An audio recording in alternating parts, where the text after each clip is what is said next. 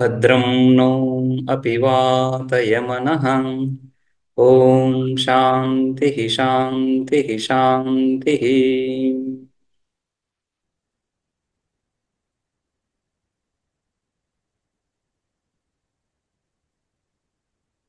ఐతరేయ ఉపనిషత్తులో మూడవ అధ్యాయంలో మనం మూడో మంత్రం చూస్తున్నాము. ఇందులో చివరి వాక్యం చూస్తున్నాం. సర్వం తత్ ప్రజ్ఞానేత్రం ప్రజ్ఞానే ప్రతిష్ఠితం ప్రజ్ఞానేత్రో లోకః ప్రజ్ఞా ప్రతిష్ఠా ప్రజ్ఞానం బ్రహ్మ.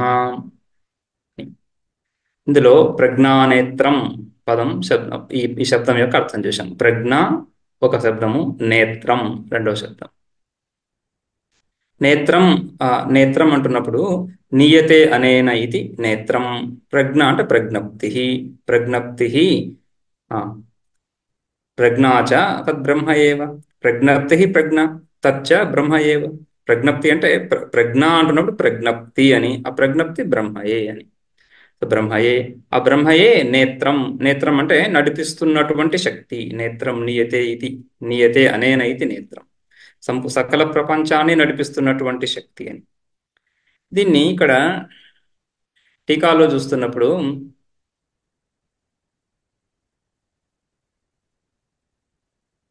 అనేన ప్రజ్ఞానేన సత్తాం నీయతే సత్తాం ప్రాప్యతే సత్తావత్ క్రియతే ఇత్యర్థః.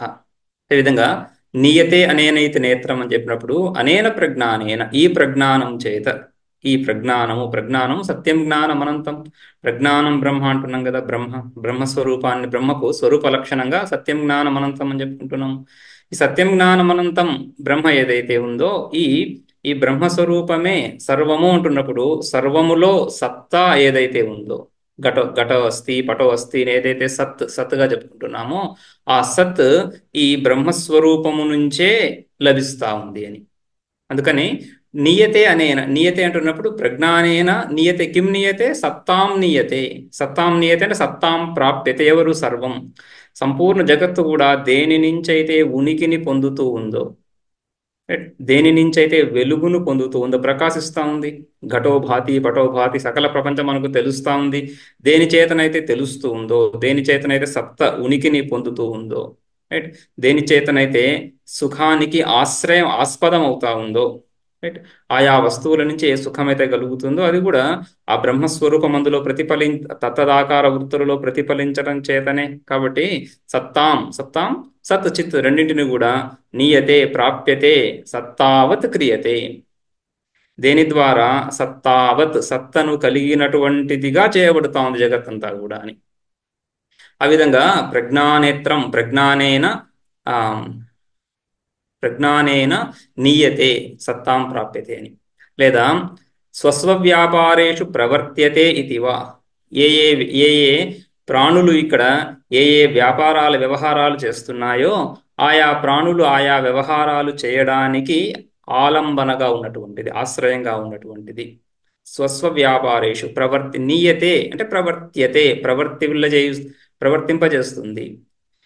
ఏ స్వరూపమైతే సకల ప్రాణులను వాటి వాటి సామర్థ్యాలలో ప్రవర్తిల్లజేస్తుందో, అంటే ఆయా ప్రాణులకు, ఆయా కరణాలకు, ఆయా ఇంద్రియాలకు ఆయా సామర్థ్యం దేని నుంచి లభిస్తుందో, ఆ విధంగా ప్రజ్ఞానేత్రం స్వస్వ వ్యాపారేషు ప్రవర్త్యతే ఇదివా. అయితే ఈ విధంగా సంపూర్ణ జగత్తుని నడిపించే శక్తి, సామర్థ్యం బ్రహ్మ కదా. బ్రహ్మ అని శాస్త్రంలో ప్రసిద్ధం. ప్రజ్ఞానం అంటున్నారేంటి? ఏవం భూతం బ్రహ్మ ఏవ ఉపనిషత్సు ప్రసిద్ధం. బ్రహ్మయే ఈ విధంగా ఉపనిషత్తులలో సకల వ్యాపారాలలో ప్రవర్తిల్లజేసేది, సంపూర్ణ సంపూర్ణ జగత్తుకి సత్తాస్ఫూర్తిని కలిగించేది బ్రహ్మ కదా. అంటున్నప్పుడు దోషం ఏం లేదు. ఇక్కడ ప్రజ్ఞానం బ్రహ్మ. ఈ ప్రజ్ఞానమే, ఈ ప్రత్యేగాత్మ, ఈ చైతన్య స్వరూపమే, దాని ద్వారానే సకల బుద్ధి వృత్తులు ప్రకాశిస్తున్నాయి. సకల బుద్ధి వృత్తులు ప్రకాశిస్తున్నప్పుడు సకల జ్ఞానము దాని స్వరూపమే అయ్యింది. ఈ జ్ఞానమే సకల వ్యవహారాలకు అసాధారణ కారణమని, సర్వ వ్యవహార అసాధారణం కారణం జ్ఞానం అని, జ్ఞానానికి నిర్వచనం న్యాయ పరిభాషలో, న్యాయంలో, తర్కశాస్త్రంలో కూడా దాని జ్ఞానాన్ని ఆ విధంగా నిర్వచించారు. ప్రతి వ్యవహారానికి కూడా మూలభూత కారణం ఏంటి? జ్ఞానం. రైట్. ఆ విధంగా ఆ జ్ఞానమే బ్రహ్మస్వరూపమైనప్పుడు బ్రహ్మ సకల వ్యవహారాలకు మూలమవుతా ఉంది. కాబట్టి ఈ ప్రజ్ఞానము, ఈ చైతన్య స్వరూపము, ఈ ఎరుక ఏదైతే ఉందో ఇదే బ్రహ్మ. ఏవం భూతం బ్రహ్మ ఏవ ఇది ఉపనిషత్సు ప్రసిద్ధం నా ప్రజ్ఞానం అనంటే ప్రజ్ఞానస్యేవ తత్ర తత్ర బ్రహ్మశబ్దేన విధానాత్ న దోష అని ప్రజ్ఞానం బ్రహ్మేవ ఇది తర్వాత చెప్పబోతున్నారు ఇక్కడ. అందుకని ప్రజ్ఞానేత్రం జగత్, ఈ జగత్తంతా కూడా ఈ ప్రజ్ఞానం చేత నడపబడుతూ ఉంది. ఆ ప్రజ్ఞానం ఎవరు? బ్రహ్మస్వరూపం. అదేవిధంగా కోయమాత్మ అనేదైతే మనం విచారం ఈ 3వ అధ్యాయంలో ఆరంభించామో అక్కడి నుంచి కోయమాత్మ ఇది ఆరభ్య ఏతే సర్వే దేవాహ, ఈ దేవతలందరూ కూడా ప్రజ్ఞాన స్వరూపమే అని ఇక్కడి వరకు ఆ కోయమాత్మ అని ఆరంభించి ఈ సర్వే దేవాహ అంతవరకు కూడా త్వం పదార్థ శోధనంగా తీసుకోవచ్చు అని. ఇంకొక అర్థం ప్రజ్ఞానేత్రం అంటున్నప్పుడు ప్రజ్ఞానం బ్రహ్మ ఈ 2 పదాలు ఉన్నాయి. ప్రజ్ఞానము త్వంపద లక్ష్యార్థం అని, బ్రహ్మ తత్పద లక్ష్యార్థం అని. అయితే ఈ కోయమాత్మ అక్కడ ఆ విచారణ నుంచి మొదలయ్యి ఈ ఈ ఈ విధంగా సర్వవ్యాపకత్వాన్ని తెలియజేస్తూ ఏ భాగం అయితే నడిచిందో ఈ మంత్రాలలో అంతా కూడా త్వంపద లక్ష్యార్థాన్ని సూచిస్తూ ఉందని. రైట్. అక్కడి నుంచి మొదలుకొని సర్వే దేవా ఇత్యంతం త్వంపదార్థ శోధనార్థం, త్వంపదార్థము యొక్క శోధన, త్వంపదార్థము యొక్క విచారము అని. రైట్. అయితే ఇక్కడి నుంచి ఇక ఇమానిచ ఇత్యాది ప్రతిష్ఠా ఇత్యంతం ఈ నాలుగో మంత్రంలో అధ్యాత్మంలోను, అధిభూతంలోను, అధిదైవంలోను సర్వత్ర వ్యాప్తిని ఏదైతే చూస్తున్నామో అది తత్పదార్థ శోధనం అని. ఈ రెండింటికి మళ్ళీ ఇప్పుడు మనం ప్రజ్ఞానం బ్రహ్మ అని ఏకత్వాన్ని చెప్పుకుంటున్నాం.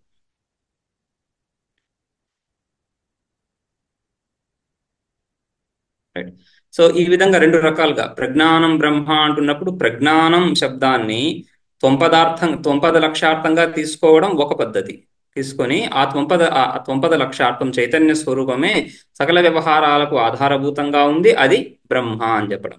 లేదా కోయమాత్మ అక్కడి నుంచి మొదలయ్యి ఆ 3వ మంత్రం వరకు వ్యాఖ్యానం అంతా కూడా త్వంపద లక్ష్యార్థ నిర్ణయంగా తీసుకుని రైట్ అధ్యాత్మంగా చూస్తున్నప్పుడు ఇక ఆది భౌతికంగా ఆది దైవికంగా సకల దేవతలు, సకల ప్రాణులు, క్షుద్రాణి మిశ్రాణి క్షుద్ర మిశ్రాణి ఈ భాగం అంతా కూడా తత్పదం యొక్క లక్ష్యార్థాన్ని, వ్యాపకత్వాన్ని నిరూపించడం.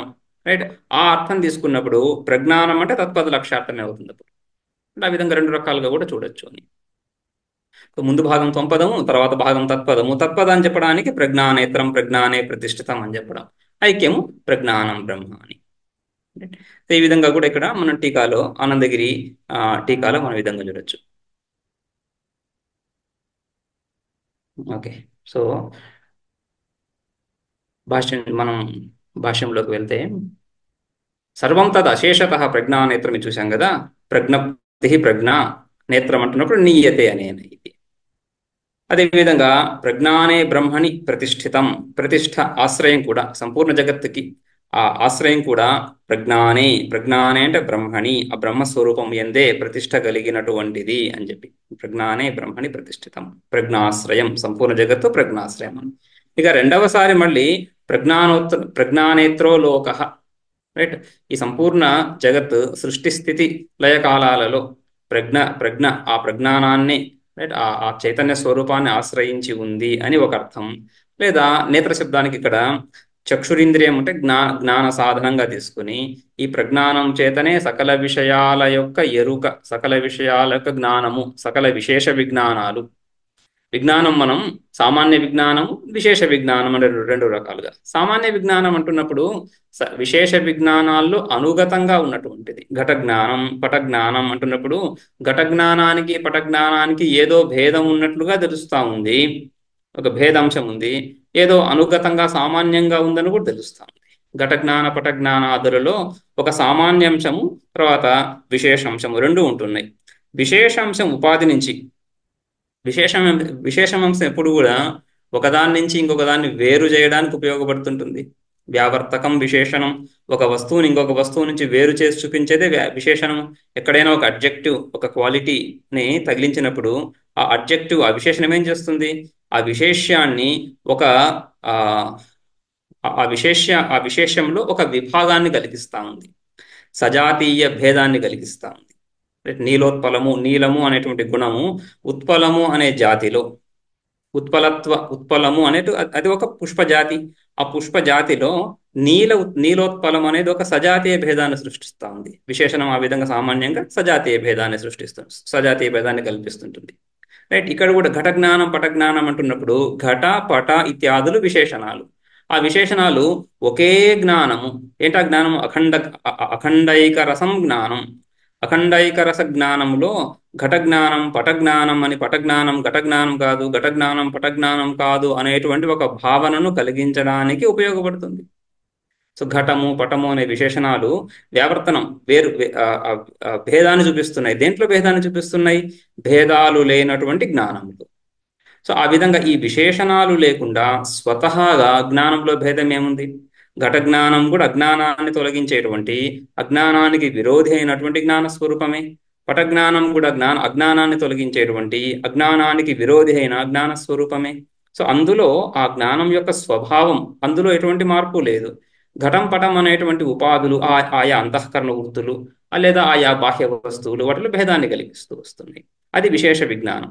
అందులో అనుగతంగా సామాన్య విజ్ఞానం. రైట్. ఈ రెండు రకాలుగా సామాన్య విజ్ఞానము, విశేష విజ్ఞానము. విశేష విజ్ఞానాలన్నీ కూడా సామాన్య విజ్ఞానాన్ని ఆశ్రయించే ఉంటున్నాయి. రైట్. సో మనకు ఎక్కడ ఏ విశేష విజ్ఞానాలు కలుగుతున్నా కూడా అవంతా కూడా ఈ సామాన్య విజ్ఞానం ద్వారానే కలుగుతున్నాయి. ఈ సామాన్య విజ్ఞానం యొక్క ప్రతిబింబము ఆయా వృత్తులలో, రైట్, ఆయా తత్తద్ విషయాకార వృత్తులలో, తత్తద్ విషయాకారాన్ని పొందినటువంటి అంతఃకరణం. ఈ మానస వ్యాపారం, అంతఃకరణ వ్యాపారం ఏదైతే ఉందో అందులో ప్రతిఫలిస్తూ ఒకే చైతన్యం ప్రతిఫలిస్తూ ఆయా రూపాలను పొందుతా ఉంది. కాబట్టి ప్రజ్ఞానేత్రో లోక, ఈ ప్రజ్ఞానము, ఈ సామాన్య విజ్ఞానమే నేత్రముగా కలిగినటువంటి లోకము. అదేవిధంగా ప్రజ్ఞా ప్రతిష్ట సర్వస్య జగత, సంపూర్ణ జగత్తుకి ఈ ప్రజ్ఞానం, ఈ బ్రహ్మయే ప్రతిష్ట. ఈ బ్రహ్మ జగత్తుకి బ్రహ్మ ప్రతిష్ట. మళ్ళీ బ్రహ్మకు మరేదైనా ప్రతిష్ట ఉందా అంటున్నప్పుడు ఇంకొక ప్రతిష్ట లేదు అని. రైట్.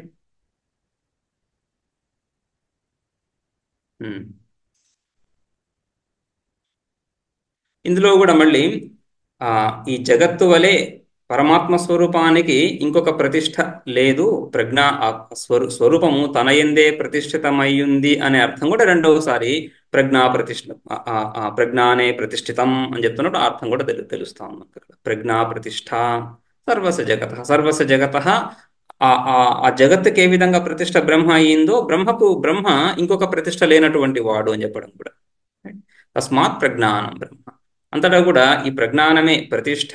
ఈ ప్రజ్ఞానమే అంటే సకల విషయాలకు ఆధారభూతంగా ఉంది, సకల వస్తువులకి ఆధారభూతంగా ఉంది, సకల వ్యవహారాలకు కూడా ఆలంబనగా ఉంటుంది.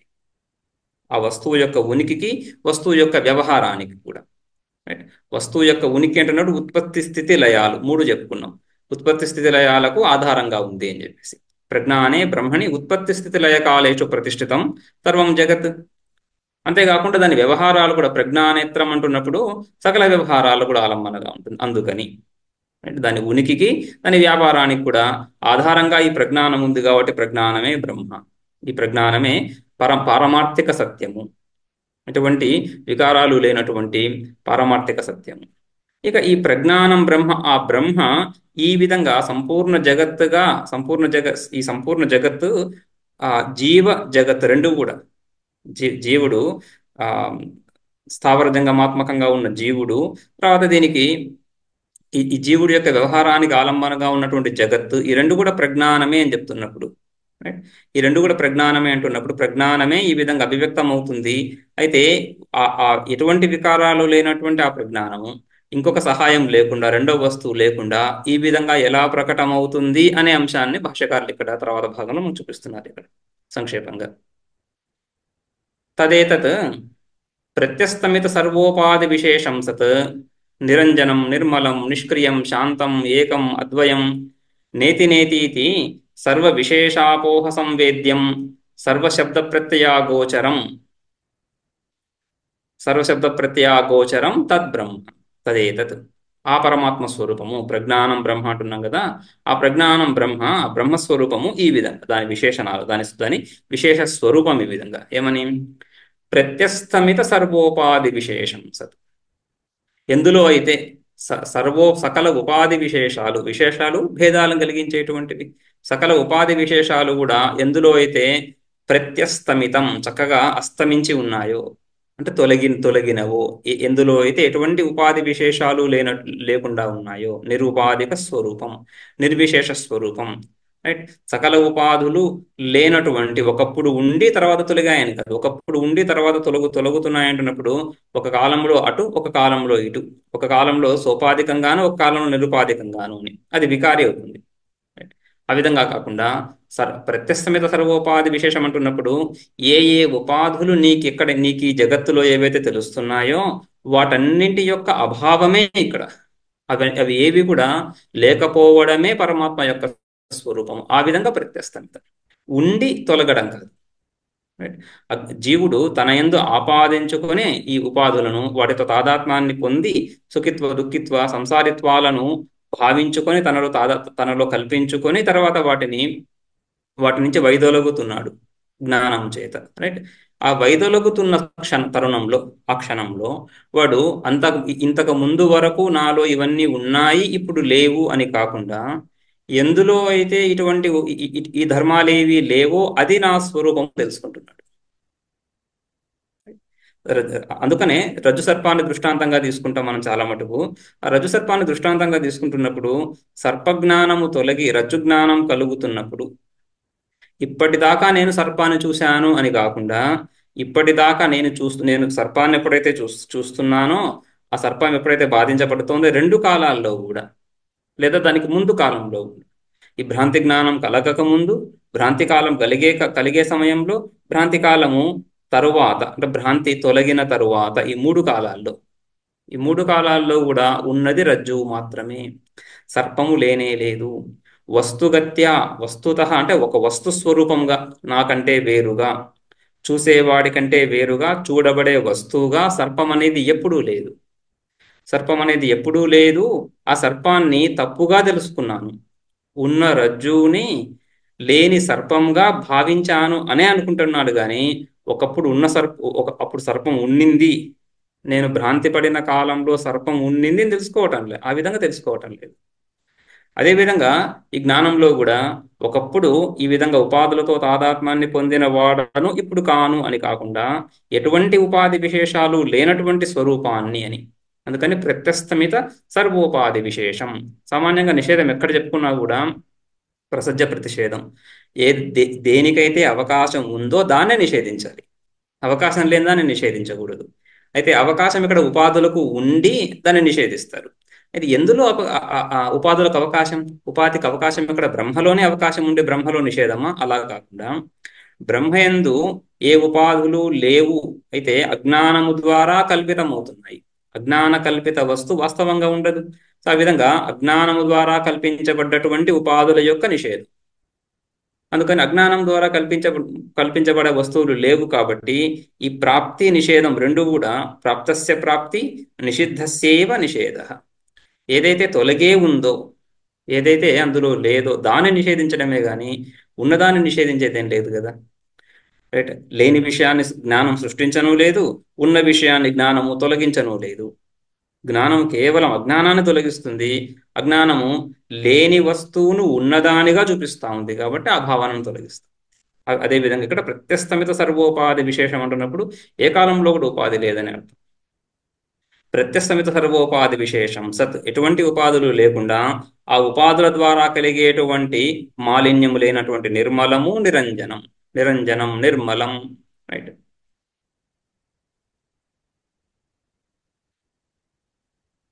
నిరంజనం, ఎటువంటి అంజనము, ఎటువంటి సంబంధము లేనటువంటి నిర్మలమైనటువంటి నిష్క్రియం రెండవ వస్తువు ఉన్నప్పుడు క్రియ జరగాలంటేనే ఈ భేదాలు ఉన్నప్పుడే క్రియ జరుగుతుంది. అందుకని క్రియకు సామాన్యంగా లక్షణం కూడా ఇలానే చెప్పుకుంటారు. పూర్వదేశ సంయోగ నాశ, ఉత్తరదేశ సంయోగ. పూర్వదేశం ఒక వస్తువు ఒక చోటు నుంచి ఇంకొక చోటికి వెళ్ళడం, కదలిక. ఆ చిన్నపాటి కదలిక ఏదైతే ఉందో దాన్ని క్రియగా చెప్పుకోవాలి. ఆ చిన్నపాటి కదలికలు అనేక కదలికలు కలిసి ఒక క్రియ. పాకక్రియ, పాకక్రియ అంటున్నప్పుడు కూడా వంట ఒక క్రియ, అందులో ఎన్నో చిన్న చిన్న క్రియలు ఉన్నాయి. రైట్. సో ఆ బియ్యము కడగడం నుంచి, కూరగాయలు కడగడం నుంచి, తరగడం నుంచి ఎన్నో క్రియలు, అన్ని చిన్న చిన్న క్రియలు అన్నిటిని తీసుకొని ఒక పెద్ద పాకక్రియ అంటున్నాం. మళ్ళీ వాటిలో క్రియలు కూడా, అవి కూడా మళ్ళీ వాటిలో చిన్న చిన్న క్రియల భాగాలు ఉంటున్నాయి. సో ఆ విధంగా ఈ క్రియ అంటేనే పూర్వదేశ సంయోగము, పూర్వదేశ సంయోగ నాశనము, ఉత్తరదేశ సంయోగం, ఇది క్రియ. అటువంటి క్రియ ఉండాలంటే పూర్వదేశము ఉత్తరదేశం ఉండాలి, పూర్వదేశ సంయోగాన్ని ధ్వంసం చేసేటువంటి నిమిత్తం ఉండాలి, ఉత్తర దేశ సంయోగాన్ని కలిగించేటువంటి నిమిత్తం ఉండాలి. ఇవన్నీ కారకాలు. రైట్. ఈ కారకాల సహాయంతో ఇవన్నీ జరుగుతున్నాయి. ఇది భేదం లేకుండా కుదరదు. అటువంటి భేదము లేనటువంటి అభేద కేవల చైతన్య స్వరూపంలో, జ్ఞాన స్వరూపంలో క్రియకు అవకాశం ఏముంది? అందుకని నిష్క్రియం. క్రియ ఉన్నప్పుడు విక్షేపం ఉంటుంది. క్రియ ఉన్నప్పుడు ఈ వస్తువు అటు, ఆ వస్తువు ఇటు. రైట్. ఈ విక్షేపం క్రియలో ఉంటుంది. క్రియ లేనటువంటి కేవల జ్ఞాన స్వరూపంలో విక్షేపం ఎక్కడిది? అందుకని శాంతం. సో నిర్మలం, నిష్క్రియం, శాంతం, ఏకం, అద్వయం, ఏకం అటువంటి స్వరూపం. అందుకని ద్వైతం ఉన్న చోటనే, భేదం ఉన్న చోటనే, ఈ విధంగా రెండవ తత్వం ఉన్న చోటనే ఈ క్రియలు, ఈ విక్షేపం ఇదంతా అందులో స్వాభావికంగా సహజంగానే లేదు. కాబట్టి ఏకం, అద్వయం, అద్వయం, ఏకం అద్వయం అంటున్నప్పుడు ఏకం అద్వయం రెండు ఒకే అర్థాన్ని చెప్తున్నాయి. ఏకం కూడా ఏకత్వ సంఖ్యను కాకుండా ద్విత్వాది సంఖ్యల యొక్క నిషేధాన్ని మాత్రమే, ద్వైతము లేకపోవడాన్ని మాత్రమే ఏకత్వం చెప్తుంది. కానీ ఒకటి అనే సంఖ్యను ఆపాదించటం లేదు కదా, ఏకత్వ సంఖ్యను చెప్పటం లేదు. ఏకత్వ సంఖ్య, ఆ సంఖ్యలన్నీ కూడా సాపేక్షకాలే. ఒకటి అనేది 2, 3, 4 వాటికి ముందు వచ్చి కూర్చునే సంఖ్య ఏకత్వం. కానీ ఏకం అనేది కూడా ద్వైతాన్ని నిరాకరిస్తా ఉంది, అద్వయం అనేది కూడా ద్వైతాన్ని నిరాకరిస్తా ఉంది. కాబట్టి సజాతీయ భేదాలు కానీ, విజాతీయ భేదాలు కానీ, స్వగత భేదాలు కానీ లేవని. ఏకమద్వయం నేతి నేతి ఇది సర్వ విశేష అపోహ సంవేద్యం. రైట్. అటువంటి ఆ పరమాత్మ స్వరూపాన్ని ఏ విధంగా తెలుసుకోవాలంటున్నప్పుడు అథాతో నేతి నేతి ఇది ఆదేశ. సో ఇక్కడ ఆ బృహదారణ్యకంలో నేతి నేతి అనే ఉపదేశంని చివరికంటూ వచ్చే పరమాత్మ స్వరూపాన్ని ఏ విధంగా పరిచయం చేయాలంటే నేతి నేతి, మూర్తము అమూర్తము రెండు అంశాలను తీసుకొని, మూర్తము కాదు బ్రహ్మ, అమూర్తము కాదు, స్థూలం కాదు, సూక్ష్మం కాదు, స్థూల సూక్ష్మాల రెండిటికి కూడా అతీతమైనటువంటిది ఈ స్థూల సూక్ష్మాలనేటువంటి విభాగాలు. వీటికి అవకాశాన్ని కల్పిస్తున్నటువంటిదే గాని వీటిలో భాగం కాదు. అందుకని నేతి నేతి రెండింటిని నిషేధిస్తూ నేతి నేతి ఇది సర్వ విశేష అపోహ, సకల విశేషాలను నిషేధించడం చేత సంవేద్యం, విశేష అపోహేన సంవేద్యం. సకల విశేషాలను కూడా, విశేషాలు ఎక్కడి నుంచి వస్తున్నాయి? ఉపాధుల నుంచి. ఉపాధులు ఇందులో లేనే లేవు. ప్రత్యస్తమిత సర్వోపాధి విశేషం. రైట్. ఏ స్వరూపంలో అయితే ఎటువంటి విశేషాలు లేవో ఆ స్వరూపాన్ని ఏ విధంగా తెలుసుకుంటాము? విశేషాలను నిషేధిస్తూ మాత్రమే తెలుసుకోగలం, కానీ ఇంకొక రకంగా తెలుసుకోలేము. రైట్. సో ఏదో ఒక గుణం, శబ్దస్పర్శ రూపరసగంధాలు ఇత్యాది గుణాలు ఏవైనా ఉంటున్నప్పుడు ఆయా గుణాల ద్వారా ఆయా ద్రవ్యాలను తెలుసుకుంటాం. రైట్. ఉష్ణ ఉష్ణ ఉష్ణ స్పర్శ కలిగినటువంటిది అగ్ని అని ధర్మం ఉంది అక్కడ. శీతల స్పర్శ కలిగినటువంటిది జలమని. రైట్. గంధము కలిగినటువంటిది పృథివీ అని, శబ్దము కలిగినటువంటిది ఆకాశమని. ఆ విధంగా ఆయా గుణాల ద్వారా ఆయా ద్రవ్యాలను పరిచయం చేయొచ్చు, తెలుసుకోవచ్చు, తెలియజేయచ్చు, తెలుసుకోవచ్చు. కానీ ఏ ఏ ఏ స్వరూపంలో అయితే ఎటువంటి విశేషాలు లేవో దాన్ని ఎలా తెలుసుకుంటాము? ఏ ఏ ఏ ఏ విశేషాలు సంభవమో, ఏ ఏ విశేషాలు సంభవమో ఆయా విశేషాలన్నింటినీ నిషేధిస్తూ మాత్రమే, అవి లేవని తెలుసుకుంటూ మాత్రమే ఆ స్వరూపాన్ని తెలుసుకోగలము. అందుకని సర్వ విశేషాణం అపోహ త్యాగం, నిరాకరణ. ఆ నిరాకరణ ద్వారా మాత్రమే సమ్యక్ వేద్యం చక్కగా తెలియబడుతా ఉంది. ఈ విధంగా అంటే ఆబ్జెక్టిఫై చేయలేము. వస్తువుగా నిరూపించాలంటున్నప్పుడు వస్తువుగా ధర్మాల ద్వారానే నిరూపిస్తాం. బాహ్యేంద్రియాలకు కానీ, రైట్, అంతఃకరణానికి కానీ, అంతఃకరణానికి తెలియాలన్నా కూడా, అంతఃకరణానికి విషయం అవ్వాలన్నా కూడా గుణాలు ఉండాల్సిందే. రైట్. అందుకని సర్వ విశేష అపోహ సంవేద్యం. అంతేకాకుండా సర్వశబ్ద ప్రత్యయ అగోచరం, యతో వాచో నివర్తంతే అప్రాప్య మనసా సహ అని. అదేవిధంగా సర్వశబ్ద ప్రత్యయ, సకల శబ్దాలు. శబ్దము వస్తువుని ప్రకాశింపజేస్తుంది. ఘటము అంటున్నప్పుడు మన బుద్ధిలో ఘటాకార వృత్తి కలుగుతా ఉంది. ఘటము అనే శబ్దాన్ని విన్నంత మాత్రం చేతనే ఘట జ్ఞానం కలుగుతా ఉంది. ఘట వస్తువు యొక్క ఉపలబ్ధి కాదు, కానీ ఘట జ్ఞానం కలుగుతుంది. అగ్ని అంటున్నప్పుడు అగ్ని జ్ఞానం కలుగుతా ఉంది. అగ్ని అనేటువంటి పదార్థం యొక్క జ్ఞానం కలుగుతా ఉంది.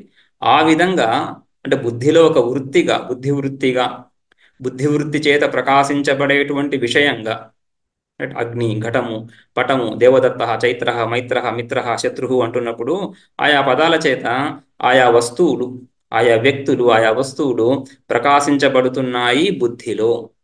వాటి వాటి సంస్కారాలు ముందు ఉండడం చేత ఆయా వస్తువులు ఆ బుద్ధి వృత్తి ద్వారా ప్రకాశింపజేయబడుతున్నాయి. ఆ విధంగా ఆత్మ, బ్రహ్మ ఈ శబ్దాలు ఆ విధంగా ఆ స్వరూపాన్ని, బ్రహ్మస్వరూపాన్ని, పరమాత్మ స్వరూపాన్ని ప్రకాశింపజేయలేవు. రైట్, బ్రహ్మ శబ్దాన్ని మనం వాడుతున్నాం. బృంహి, వృద్ధౌ ధాతువు నుంచి ఆయా ప్రత్యయాల ద్వారా ఏదో విధంగా ఆ శబ్దం ఏర్పడిందని చెప్పుకుంటాం. ఆ ప్రకృతికి అర్థాన్ని, ప్రత్యయానికి అర్థాన్ని అన్నీ చెప్పుకుంటాం. కానీ సాక్షాత్తుగా ఆ పదం వస్తువుని ఏ విధంగా అయితే ఘటం, ఆ కంబుగ్రీవాదిమత్ వస్తువు, రైట్, ఆ ఒక విశేషమైన ఆకారం కలిగినటువంటి వస్తువు, రైట్, ఆ చిన్న మూతి ఉన్నటువంటి, ఆ పెద్ద కడుపులా ఉన్నటువంటి ఒక వస్తువుని మనకు తెలియజేస్తా ఉంది, బుద్ధిలో ప్రకాశింపజేస్తా ఉంది. ఆ విధంగా జ్ఞానానికి విషయంగా ఈ పదాలు ప్రకాశింపజేయలేవు. ఎందుకంటే అది నీ స్వరూపము. ఎవరైతే ఆ శబ్దాన్ని వింటున్నారో, ఎవరైతే ఆ శబ్దము ద్వారా కలిగిన బుద్ధి వృత్తిని ప్రకాశింపజేస్తున్నారో అది నీ స్వరూపము. అంతేగాని ఆ శబ్దం ద్వారా ఆ శబ్దాన్ని వినిన తర్వాత ఆ ఒక వస్తువాకార వృత్తి ఏదైతే ఏర్పడుతుందో, ఆ వస్తువాకార వృత్తి ఏ ఏ తత్వానైతే ప్రకాశింపజేస్తుందో అది నువ్వు కాదు. దాన్ని తెలియజేస్తున్నటువంటి తత్వాన్ని నువ్వు. అటువంటి తత్వాన్ని ఈ శబ్దాలు ఎలా ప్రకాశింపజేస్తాయి?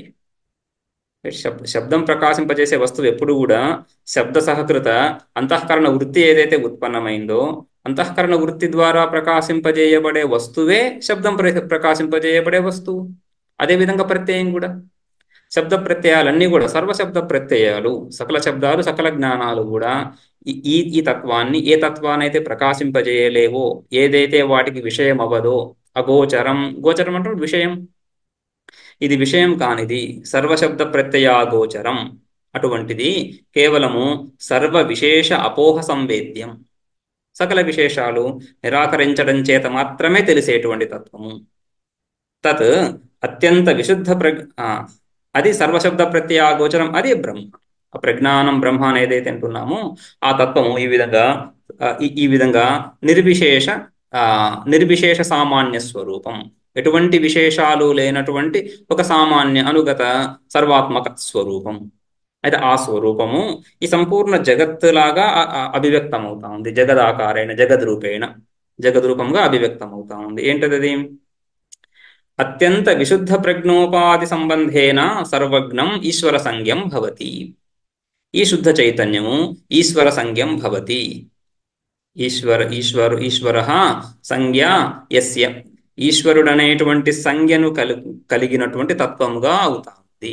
ఈశ్వర సంజ్ఞం అంటున్నప్పుడు ఈశ్వర అనేటువంటిది సంజ్ఞ, ఆ తర్వాత ఒక సంజ్ఞి, ఆ సంజ్ఞ ద్వారా తెలియబడేటువంటి ఒక వస్తువు, ఆ వస్తువు అవుతా ఉంది. ఇప్పుడు అంటే శబ్ద ప్రత్యయ విషయం అయిపోతా ఉంది. ఏదైతే శబ్ద ప్రత్యయ అగోచరమో ఆ తత్వము శబ్ద ప్రత్యయ గోచరం అవుతా ఉంది. శబ్ద ప్రత్యయ గోచరం ఎలా అవుతా ఉంది? ఉపాధి ద్వారా. అయితే దీని యథార్థ స్వరూపం ఏముంది? ప్రత్యస్తమిత సర్వోపాధి విశేషం. ప్రత్యస్తమిత సర్వోపాధి విశేషమైనటువంటి ఈ స్వరూపము ఒకానొక ఉపాధిని పొంది ఒకానొక శబ్దానికి, ఒకానొక ప్రత్యయానికి విషయం అవుతా ఉంది. ఏంటా శబ్దము? ఈశ్వర శబ్దం. ఆ ప్రత్యయం కూడా ఈశ్వర ప్రత్యయం. శబ్దము ప్రత్యయాన్ని, శబ్దానికి ప్రత్యయానికి ఒకే పదాన్ని వాడతాం. ఘటం అనే శబ్దము, ఘటం అనే జ్ఞానము. ఘట జ్ఞానాన్ని కూడా ఘట శబ్దంతోనే చెప్పుకుంటాం కదా. ఆ విధంగా తత్ అత్యంత విశుద్ధ ప్రజ్ఞోపాధి సంబంధేన. అయితే ఒక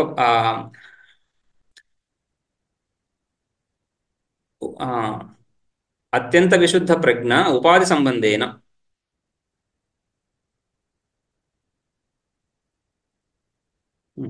అత్యంత విశుద్ధం అంటున్నప్పుడు ఈ ఉపాధి మాయాతత్వం ఏదైతే ఉందో అందులో సత్వ రజస్తమో మూడు గుణాలు ఉన్నాయని, సత్వ రజస్తమో గుణాత్మిక అని చెప్పుకుంటున్నాం. రైట్. అందులో మూడు గుణాలు ఉంటేనే మాయ, మూడు గుణాలు ఉంటున్నాయి. అయితే రజోగుణ తమో గుణాలు అత్యంత అల్ప అత్యంత న్యూనత్వాన్ని పొంది, రైట్, విశుద్ధమైనటువంటి లేదా లేనటువంటి కేవల సత్వగుణమే కలిగినటువంటి అత్యంత విశుద్ధ ప్రజ్ఞ, అది ఉపాధి అటువంటి ఉపాధి సంబంధేన సర్వజ్ఞం, సర్వజ్ఞమని ఈ జ్ఞానము సత్వం లఘు ప్రకాశకం అని సాంఖ్యకారికల్లో సాంఖ్యకారికల్లో సత్వం లఘు ప్రకాశకం, సత్వం లఘు, ఒక లఘు, ఒక తేలిక అనేటువంటి భావము, హృదయంలో తేలిక భావము. తర్వాత ప్రకాశకం, ప్రకాశానికి అంటే జ్ఞానానికి అనుకూలమైనటువంటి ధర్మము.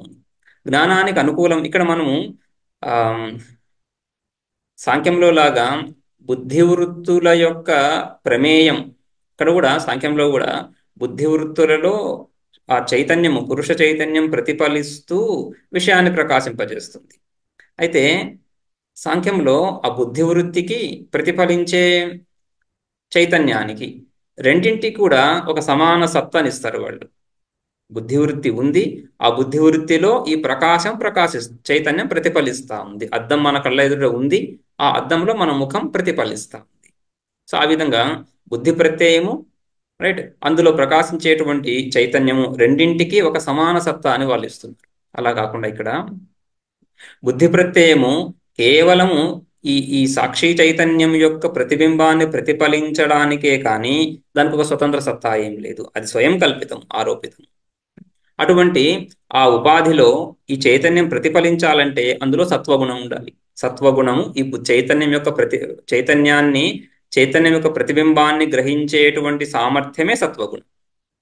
అందుకనే సత్వగుణము జ్ఞానానికి సంబంధించింది. ఏ విధంగా జ్ఞానానికి సంబంధించింది? ఆ జ్ఞాన స్వరూపాన్ని, ఆత్మజ్ఞాన స్వరూపము, ఆ జ్ఞాన స్వరూపాన్ని గ్రహించగలదు, ఆ జ్ఞాన స్వరూపాన్ని ప్రతిఫలింపజేయగలదు, విషయం వైపు దాన్ని మరల్చగలదు. ఆ సామర్థ్యం ఉండడం సత్వగుణం. జ్ఞానానికి ప్రతిబంధకం కాదు. ఏ ఏ గడపటాదుల్లో అయితే ఆ చైతన్యం ప్రతిఫలించటం లేదో ప్రతిబంధకాలు, కాబట్టి ఆ ప్రతిబంధకం ఇందులో లేదు. ఆ ప్రతిబంధకాలు తమోగుణ రజోగుణాలు, తమోగుణ రజోగుణ కార్యాలు. ఆ తమోగుణ రజోగుణాలు వాటి కార్యాలు లేనటువంటి సత్వము, అది విశుద్ధ సత్వము, అదే విశుద్ధ ప్రజ్ఞ. ఆ విశుద్ధ ప్రజ్ఞ ఇక్కడ సత్వగుణంగా. సో అత్యంత విశుద్ధమైనటువంటి ఆ సత్వము ప్రజ్ఞ, అది ఉపాధిగా పొంది, అటువంటి ఉపాధిని కల్పించి, అటువంటి ఉపాధిని ఆరోపించి, తద్వారా సర్వజ్ఞం.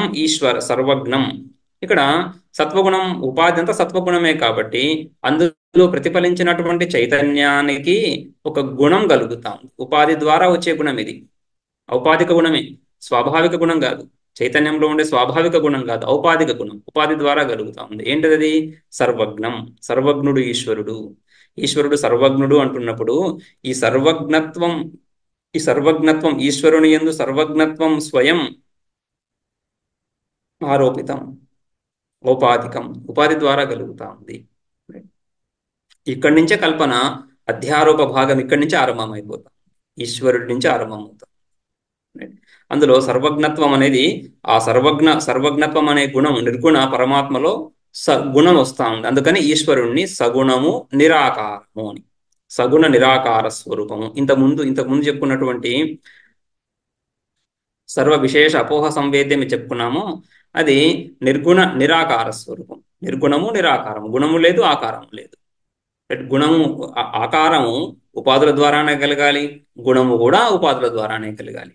అయితే ఈశ్వరుడు యందు ఒక ఉపాధి వచ్చింది కాబట్టి ఉపాధి ద్వారా ఒక గుణం వస్తాం. ఏంటా గుణం? సర్వజ్ఞం. సకల విషయాలను ప్రకాశింపజేసేటువంటి సామర్థ్యం, సకల విషయాలను తెలుసుకునేటువంటి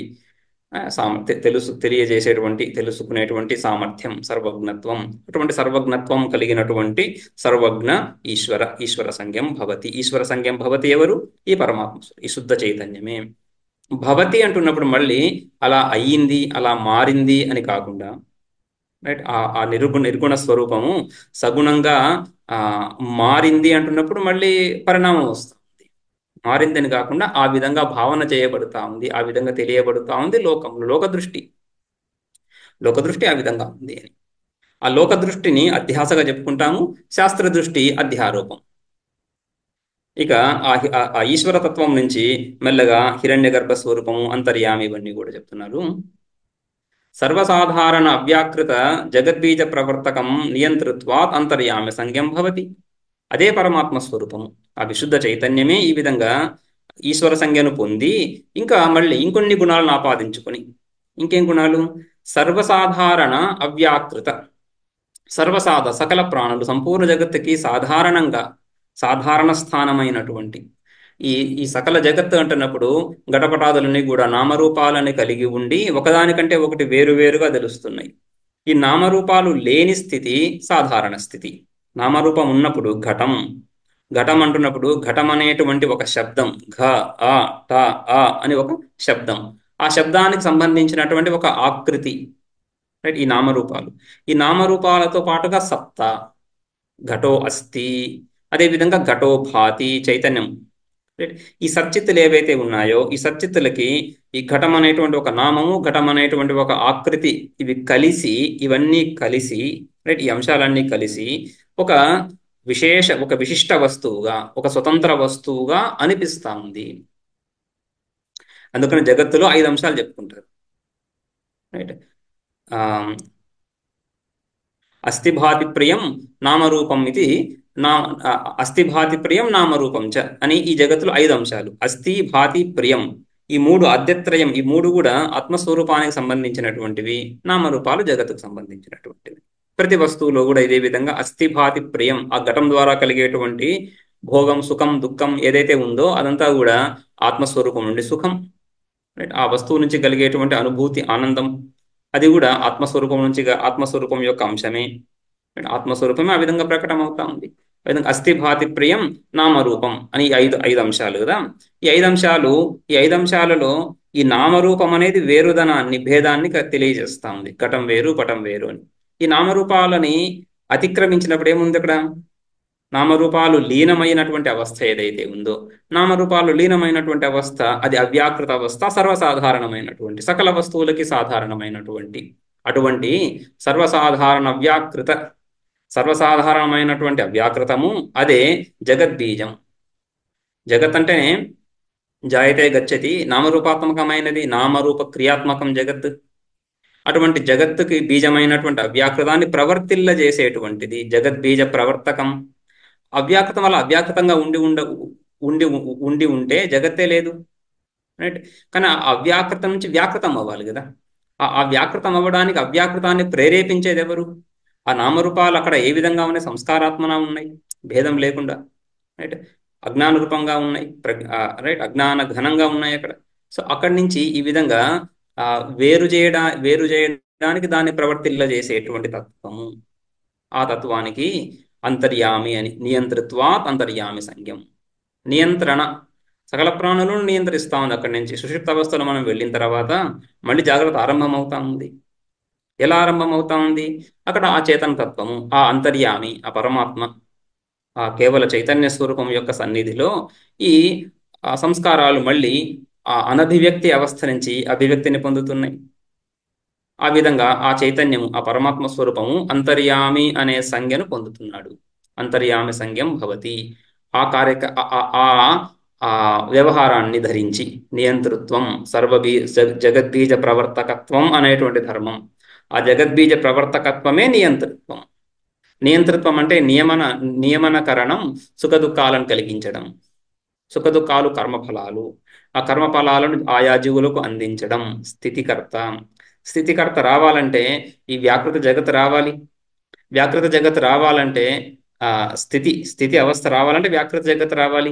వ్యాకృత జగత్ రావాలి అవ్యాకృతం నుంచి అంటే, అవ్యాకృతం జడంగా ఉన్నప్పుడు వ్యాకృతం ఎలా అవుతుంది? అక్కడ ఒక చేతన ఉండాలి. ఆ ధర్మాన్ని ఆ ధర్మాన్ని అనుసరిస్తున్నటువంటి, ఆ వ్యవహారాన్ని నడుపుతున్నటువంటి ఆ చైతన్యమే అంతర్యామి. నియంతృత్వాత్ అంతర్యామి సంజ్ఞం భవతి. ఆ అంతర్యామి నుంచి మళ్ళా తదేవ, ఇక్కడ ఈశ్వర అంటున్నప్పుడు సమష్టిలో, అంతర్యామి వ్యష్టి వరకు వచ్చాం. వ్యష్టిలో అదే అంతర్యామి అవుతోంది. ప్రాజ్ఞ తదేవ వ్యాకృత జగద్బీజభూత బుద్ధ్యాత్మాభిమాన లక్షణం హిరణ్యగర్భ సంజ్ఞం భవతి. ఓకే, అంతర్యామి అన్నప్పుడు సామాన్యంగా అంతస్తిష్ట్వా యమయతి నియమయతి అని అంతర్యామి సకల ప్రాణులలోని, లేదా అవ్యాకృతంలోనే, లేదా సమష్టిలోనే సమష్టిలోనే ఆ ప్రళయ కాలంలో ఆ ఆ అవ్యాకృత తత్వంలో ఒక ప్రోత్సాహాన్ని బహుశ్యాం ప్రజాయేయ అని సంకల్పాదులను కలిగించినట్లుగా కూడా చెప్పుకోవచ్చు అంతర్యామి. అక్కడి నుంచి తదేవ వ్యాకృత జగద్బీజభూత బుద్ధ్యాత్మాభిమాన లక్షణం హిరణ్యగర్భ సంజ్ఞం భవతి. ఇక్కడ నుంచి హిరణ్యగర్భ అనేటువంటి సంజ్ఞ, హిరణ్యగర్భ అనే తత్వము ప్రకటమవుతా ఉంది. హిరణ్యగర్భ అనేటువంటి సంజ్ఞ తర్వాత హిరణ్యగర్భ అనేటువంటి ఒక తత్వము, నామము రూపము రెండు కూడా కదా, నామరూపాలు రెండు. నామరూపే వ్యాకరవాణి, ఇదే సృష్టి. ఈ విధంగా సృష్టి జరుగుతూ ఉంది. సో ఈ విధంగా ఆ హిరణ్యగర్భుడు కూడా పూర్వజన్మలో చేసినటువంటి కర్మోపాసనల ద్వారా వాటి ఫలంగా ఈ విధంగా ఇక్కడ అభివ్యక్తమవుతున్నాడు.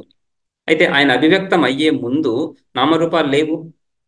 నామరూపాలు ఉండింటే ఏదో ఒక వ్యక్తి, ఏదో తత్వం ఉండింటే అక్కడి నుంచి ఉత్పన్నమయ్యాడు అని చెప్పచ్చు.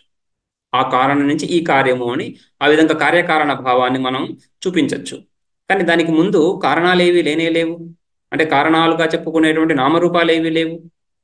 కాబట్టి స్వయంభూ, ఇంకొక తనకంటే వేరుగా ఇంకొక కారణాన్ని చూపిస్తూ ఆ విధంగా మనం అతని యొక్క ఉత్పత్తిని చెప్పలేం. కాబట్టి స్వయంభూ ఈశ్వరుడి నుంచి ప్రకటమయ్యాడు.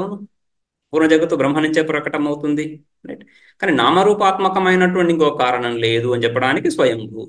ఆ స్వయంభూ హిరణ్యగర్భుడు ఈ విధంగా తదేవ వ్యాకృత జగద్బీజభూత, ఈ వ్యాకృతమైనటువంటి జగత్, ఈ వ్యాకృతమైనటువంటి జగత్ అంతటికి కూడా ఆధారమైనటువంటి వాడు. అవ్యాకృతమైనటువంటి జగత్ అంతా కూడా ఆ ఈశ్వరుడిలో ఉంది, అంతర్యామిలో ఉంది. అంటే అధిష్టానంగా అంతర్యామి. ఈ వ్యాకృతం అవుతున్నప్పుడు ఆ వ్యాకృతమైనటువంటి జగత్తు అంతటికి కూడా మూలభూతంగా ఉన్నటువంటి వ్యాకృత జగత్తు, ఆ జగత్తుకి బీజభూత బుద్ధ్యాత్మాభిమాన లక్షణం బుద్ధి, వ్యాకృత జగద్బీజభూత బుద్ధి. ఆ బుద్ధి యందు ఆ బుద్ధి అంటున్నప్పుడు సూక్ష్మ శరీరం అని కదా. బుద్ధి సూక్ష్మ శరీరంలో భాగము, సూక్ష్మ శరీరంలో ప్రధానమైనటువంటి అంశము.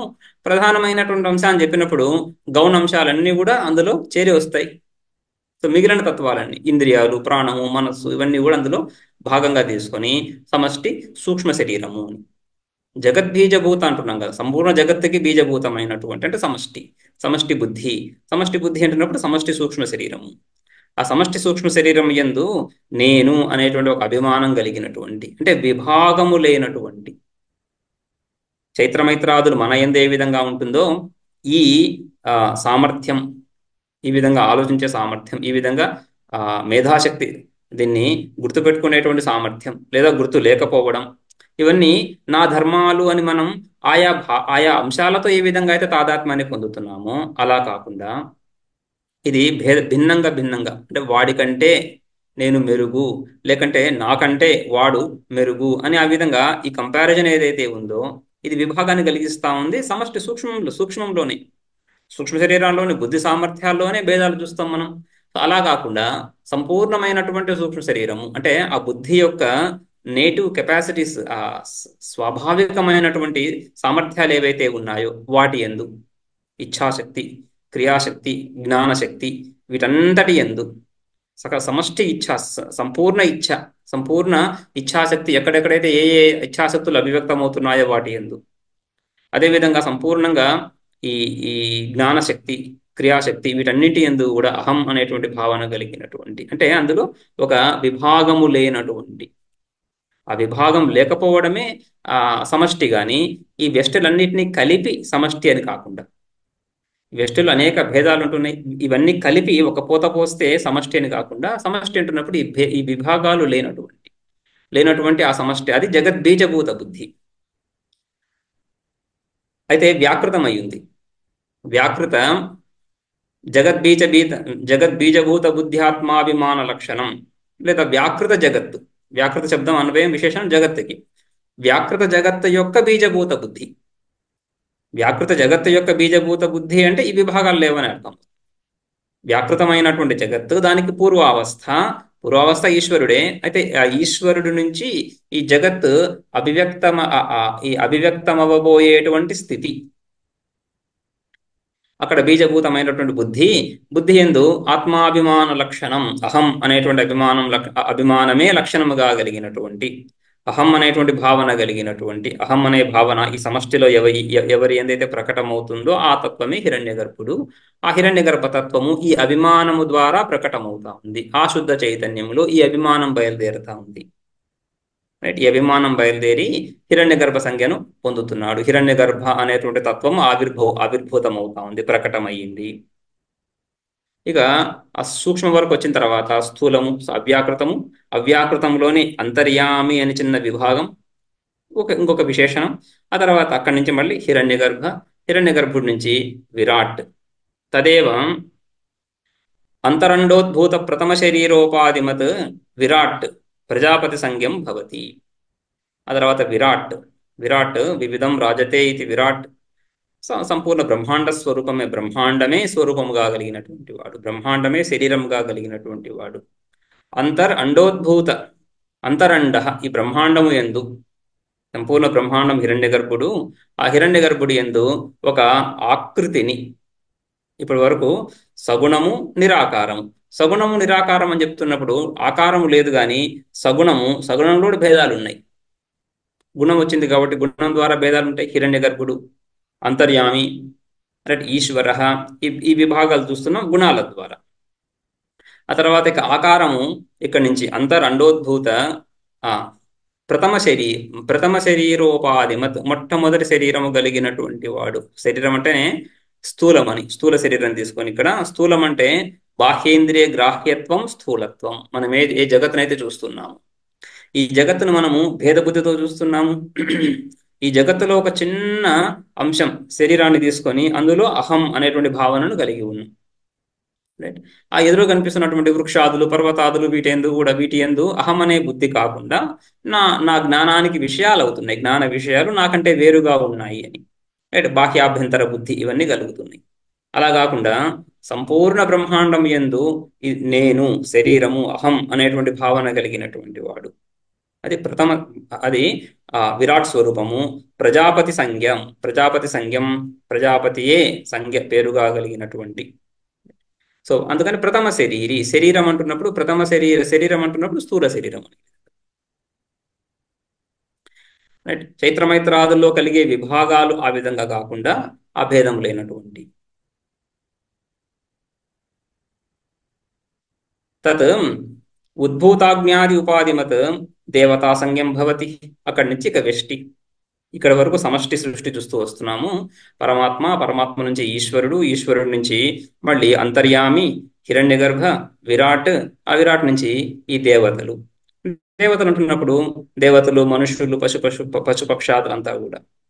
తద్ ఉద్భూత అజ్ఞాది ఉపాధిమత్ ఉద్భూత అగ్ని అంతకుముందు అనుద్భూత అగ్ని రూపంగా తన్మాత్రలుగా ఉన్నటువంటి అగ్ని అంటే సత్కార్యము అని చెప్పడానికి ఉద్భూత అగ్ని అంటే నామరూపాత్మన ప్రకటమైనటువంటి, నామరూపాలతో పాటుగా అభివ్యక్తమైనటువంటి, బాహ్యేంద్రియాల చేత తెలియబడేటువంటి అగ్ని. అటువంటి ఉద్భూత అగ్ని, ఆ ఉద్భూత అగ్నియే ఉపాధి అయినటువంటి ఆయా ఆకృతులను పొంది, మళ్ళీ ఇక్కడ విరాట్ నుంచే, ప్రజాపతి నుంచే సగుణ సాకార స్వరూపం బయలుదేరింది. ఆ సగుణ సాకారంలో ఏ విధంగా అయితే ఈశ్వర అంతర్యామి హిరణ్యగర్భ చెప్తున్నప్పుడు గుణాల ద్వారా భేదం చెప్పుకుంటున్నాము, అదే విధంగా ఆకారం ద్వారా కూడా భేదం కలుగుతుంది. సంపూర్ణ బ్రహ్మాండం మీద అభిమానం కలిగి ఉండడం, ఆ బ్రహ్మాండంలో కించిత్ భాగం మీద అభిమానం కలిగి ఉండడం, కించిత్ అంశాలలో అభిమానం కలిగి ఉండడం నేను అని. జీవుడు ఏ విధంగా అయితే సంపూర్ణ శరీరంలో అహం అనే అభిమానాన్ని కలిగి ఉన్నాడు, ఏ చేతిలోనో కాళ్ళలోనో కాకుండా. రైట్, అలా కాకుండా మన శరీరంలో ఉన్నటువంటి ఈ అనేకమైనటువంటి క్రిములు ఏవైతే ఉంటున్నాయో అవి వాటి శరీరం వరకు మాత్రమే అహం అనే భావనను కలిగి ఉంటాయి. కానీ మనం సంపూర్ణ శరీరం మీద అభిమానం కలిగి ఉన్నాం. అదేవిధంగా సంపూర్ణ బ్రహ్మాండం మీద అభిమానం కలిగి ఉన్నవాడు హిరణ్యగర్భ. అలా కాకుండా అందులో కొన్ని అంశాలు ఏవైతే ఉన్నాయో, ఈ ఇంద్ర, యమ, వరుణ ఇత్యాది ఉపాధులు, ఆయా ఉపాధులు కూడా ఆయా విశేష శక్తుల ద్వారా, ఆయా విశేష శక్తులే ఆయా ఉపాధులకు పరిచయాయికలు. ఆ విధంగా ఇక్కడ ఉద్భూత అగ్ని ఒక ఉపాధి. ఆ ఉద్భూత అగ్ని యందు అహం అనే అభిమానం కలిగినటువంటి తత్వానికి అగ్ని అని పేరు, అగ్నిదేవత. సో ఆ విధంగా తద్ ఉద్భూతాజ్ఞాది ఉపాధిమత్ దేవతా సంజ్ఞం భవతి. దేవత అనే సంజ్ఞను పొందుతున్నాడు. దేవత అనే సంజ్ఞని ఈ విధంగా పొందుతున్నారు ఎవరు? పరమాత్మ. ప్రజ్ఞానం బ్రహ్మ అని చెప్పుకుంటున్నాం కదా. సో ఈ సంపూర్ణ బ్రహ్మాండం అంతా కూడా ఆ బ్రహ్మ స్వరూపమైన ఈ విధంగా ఈశ్వరుడు అంతర్యామి, హిరణ్యగర్భ, దేవత ఇత్యాది సకల అభివ్యక్త స్వరూపాలు ఏవైతే ఉన్నాయో ఇవన్నీ కూడా ఆ పరమాత్మ స్వరూపమే. ఆయా గుణాలను రూపాలను పొంది, ఆ గుణాలను రూపాలను పొంది ఈ విధంగా ప్రకటమవుతున్నాడు. తథా విశేష శరీరోపాదిషు అపి బ్రహ్మాది సంభపర్యంతేషు తత్తన్నామరూప లాభో బ్రహ్మణ. ఈ విధంగా విశేష శరీరోపాదిషు, విశేష శరీరాలే ఉపాధులుగా కలుగు కలిగినటువంటి ఈ విశేష శరీరాలు ఉపాధులుగా ఏ విధంగా కలుగుతున్నాయి? కర్మల ద్వారా. యథాకర్మ యథాశ్రుతం యోనిమన్యే ప్రపద్యంతే యథాకర్మ యథాశ్రుతం. సో ఆ విధంగా ఆయా జన్మలు ఆయా ఆయా కర్మలు ఆయా చింతనల ద్వారా ఆ వ్యక్తి ఏవైతే పొందుతున్నాడో, ఎవరు ఆ పొందేది? ఆ ఉపాధులన్నీ కూడా ఆ విధంగా ఆ చైతన్యం ఏంది ఆరోపితం అవుతున్నాయి కాబట్టి ఆ చైతన్యమే, ఆ పరమాత్మ చైతన్యమే ఈ విధంగా ఈ సకల ఉపాధుల్లో ప్రకటమవుతూ ఉంది. సకల ఉపాధుల్లో క్షేత్రజ్ఞుడిగా ప్రకటమవుతూ ఉంది. అందుకనే మనం గీతలో కూడా చూస్తాము, క్షేత్రజ్ఞం చాపి మాం విద్ధి, క్షేత్రజ్ఞుడను నేనే అని. ఆ పరమాత్మ ఈ విధంగా క్షేత్రజ్ఞ రూపంగా వివిధ శరీరాల్లో ప్రకటమవుతున్నాడు. తథా విశేష శరీరోపాదిషు అపి బ్రహ్మాది సంభపర్యంతేషు, బ్రహ్మాది సంభపర్యంత సకల ప్రాణుల్లో కూడా ఆ విధంగా నిర్గుణ నిరాకారము, సగుణ సాకారము, నిర్గుణ నిరాకారము, సగుణ నిరాకారము, సగుణ సాకారము అని ఆ మూడంచెలుగా తత్తద్ నామరూపలాభో బ్రహ్మణ. ఆ బ్రహ్మయందే ఈ విధంగా వివిధ నామరూపాలు లభిస్తున్నాయి, పొందుతున్నాడు, ఆరోపించబడుతున్నాయి. ఆయా వ్యవహారాలు ఆ విధంగా ఆయా వ్యవహారాలతో తాదాత్మ్యాన్ని పొందుతూ నామరూపాలు. తదేవ ఏకం సర్వోపాధి భేద భిన్నం సర్వైః ప్రాణిభిః తార్కికైశ్చ సర్వప్రకారేణ జ్ఞాయతే వికల్ప్యతే చ అనేకదా. తదేవ ఆ పరమాత్మ స్వరూపమే ఏకం. రైట్, ఏకాత్మస్వరూపమైనటువంటి ఆ పరమాత్మ స్వరూపమే సర్వోపాధి భేద భిన్నం, భిన్నంగా, అనేకంగా, నానాత్మకంగా తెలుస్తూ ఉంది. నానాత్మకంగా తెలుస్తూ ఉంది ఏ విధంగా? సర్వోపాధి భేదేన భిన్నం, సర్వోపాధి భేదై భిన్నం. సకల ఉపాధి భేదాలు విశేష అనేక ఉపాధులు ఏవైతే ఉన్నాయో గుణరూపేణ, క్రియారూపేణ ఇత్యాది, ఆకార రూపేణ ఇత్యాది అనేక ఉపాధుల చేత భిన్నంగా నానాత్మకమై సర్వైః ప్రాణిభిః సామాన్య ప్రజలు, సకల ప్రాణుల చేత, మనుషుల చేత, అధికారం మనుషులకు కాబట్టి మనుషుల చేత, ఈ విధంగా తార్కికైశ్చ విచారకులు, విచారించేవాళ్ళు, రైట్, తార్కికులు, విచారిస్తున్నటువంటి దార్శనికులు వాళ్ళ ద్వారా కానీ సామాన్య లౌకిక ప్రజల ద్వారా కానీ ఈ విధంగా సర్వప్రకారేణ చ జ్ఞాయతే వికల్ప్యతే చ అనేకధ. ఈ విధంగా అనేక ప్రకారాలుగా తెలుస్తూ ఉంటున్నటువంటి తత్వము ఒకటే. ఆ ఒకటే తత్వం ఏకం, తదేవ ఏకం. తదేవ ఏకం, అంతేకాకుండా ఏకం, ఏకం అంటే ఈ విధంగా నానాత్మకంగా తెలుస్తున్నటువంటి దశలో కూడా అది ఏకం, ఏకం ఏవ. అయితే ఆ అనేకధ వికల్పతే, అనేక ప్రకారాలుగా కల్పన చేయబడుతూ ఉంది కానీ వాస్తవంగా ఒకటి. వాస్తవంగా ఒకటి అని తెలియజేయడమే శృతి యొక్క మూల ఉద్దేశ్యం. ఆ విషయాన్ని తెలియజేయడానికి ఈ విధంగా ఈ ఆఖ్యాయికాదులను రచించి వామదేవాదులు దృష్టాంతాలుగా ఇవ్వడం కానీ, ఈ విధంగా సృష్టి రచనా ప్రక్రియనంతటి చెప్పడం కానీ, లోకాను సృజాయితి, లోకపాలాను సృజాయితి, ఇవంతా చెప్పడం ఎందుకు? నువ్వు ఏ లోకాలను, ఏ లోకపాలకులను, ఏ ఉపాధులను ఇక్కడ చూస్తున్నావో ఇవన్నీ కూడా ఆ పరమాత్మ స్వరూపం నుంచే ప్రకటమై ఉన్నాయి అని అధ్యారోపం చెప్తూ, రైట్, మన అనుభవాలన్నింటినీ కూడా తిరస్కరించకుండా అధ్యారోపంలో వాటిని అనువదించి వీటన్నిటికీ మూలభూత స్వరూపమైనటువంటి చైతన్యాన్ని పరిచయం చేస్తూ ఈ విభాగాలు ఏవైతే నువ్వు చూస్తున్నావో ఇవి అందులో ఆరోపించబడుతున్నాయి, కల్పితాలు అని చెప్పడం. రైట్. ఈ అధ్యారోప భాగము జగన్మిథ్యాత్వ నిరూపణ గురించి, అపవాద భాగము బ్రహ్మ సత్యత్వాన్ని బోధించడం గురించి. అపవాదాభ్యాం నిష్ప్రపంచం ప్రపంచతే. ఆ నిష్ప్రపంచ బ్రహ్మస్వరూపాన్ని, బ్రహ్మ నిష్ప్రపంచం, రైట్, ప్రపంచము ఈ విస్తారము లేనటువంటి స్వరూపము, అటువంటి స్వరూపాన్ని, నిర్గుణ నిరుపాధిక స్వరూపాన్ని ఏ విధంగా పరిచయం చేస్తారు? ఈ విధంగా ఏ గుణాలను, ఏ క్రియలను, ఏ వ్యాపారాలను మన అనుభవంలో వస్తున్నాయో వీటన్నిటిని నిషేధించడం ద్వారా మాత్రమే. ఏ విధంగా నిషేధించాలి? వీటన్నిటికీ ఆ తత్వమే కారణము అని చూపిస్తూ, తెలియజేస్తూ, నిరూపిస్తూ. ఇవన్నీ కూడా ఆరోపణలు అధిష్టానం లేకుండా జరగవు.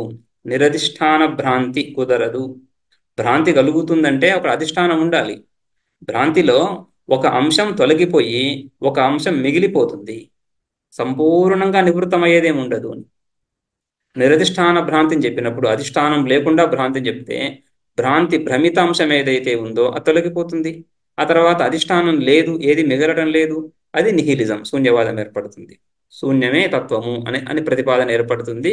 అది యుక్తియుక్తం కాదు.